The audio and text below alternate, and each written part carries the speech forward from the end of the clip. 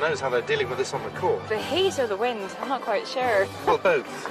The day's weather It's getting colder. and undeniable chemistry. He's still laughing. We have to talk to each other. There's only one Simon. So you're the real McCoy. Afternoon Live with Simon McCoy, weekdays at 2 p.m. on the BBC News Channel.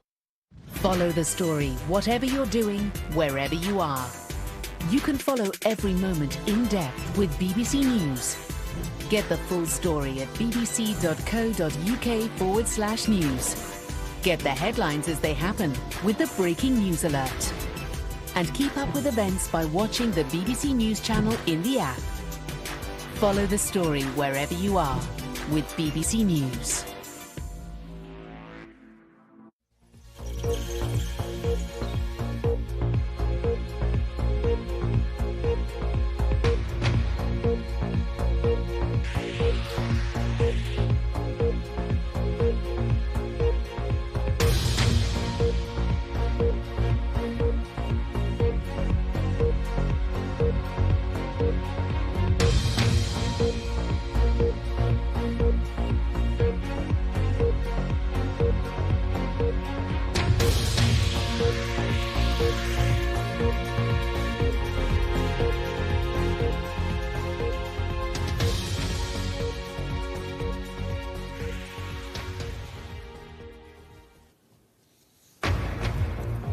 Remembering the fallen, commemorations across Britain and Europe mark 100 years since the end of the First World War.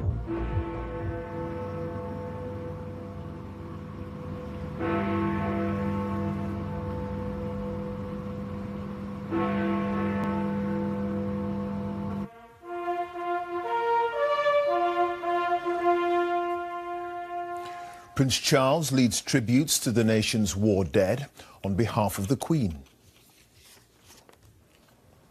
And for the first time since 1919, a people's procession files past the cenotaph. I feel like it is really important because if we don't remember, then there'll be no one else to remember, especially the next generation. In Paris, world leaders put aside their differences to unite in remembrance. While some of Britain's beaches bore the portraits of those who made the ultimate sacrifice, etched in sand. And tonight, hundreds of beacons across the country were lit to recognise those who served and died.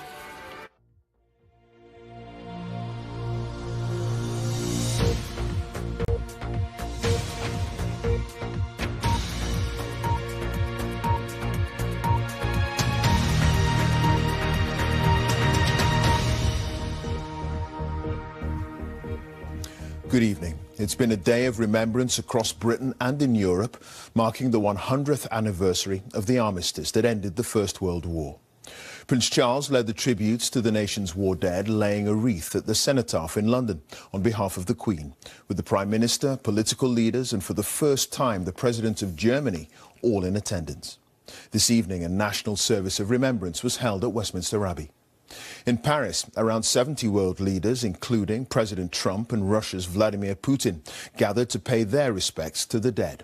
In all, 20 million people lost their lives in the war. Well, we'll be reporting from Paris in a moment, but first, Nicholas Witchell looks at how Britain remembers the end of World War I. In the field of remembrance by Westminster Abbey. That's it. In a moment, the news where you are, but we'll leave you with some of the images of a day of remembrance. Goodbye.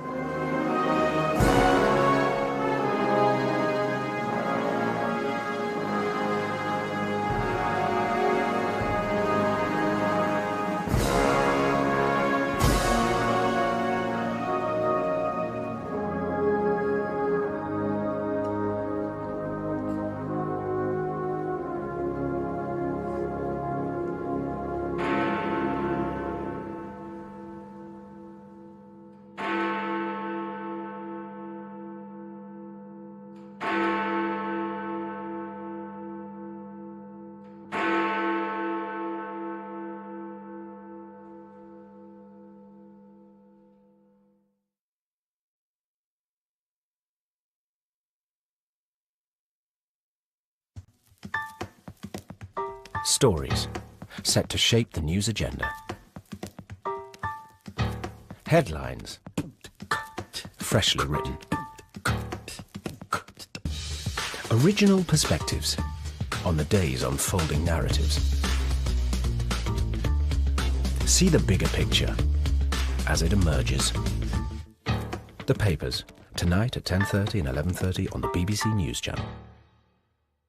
Our small island continues to reveal an epic history. We can be there for every exciting moment of discovery. An extraordinary monument as old as Stonehenge. It's been a real roller coaster. A vast hoard of ancient coins. Everyone is hiding their money.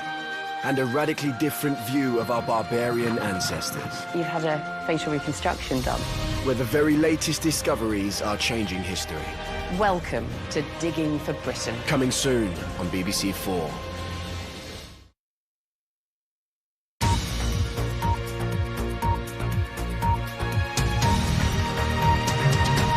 You're watching BBC News. I'm Martine Croxall.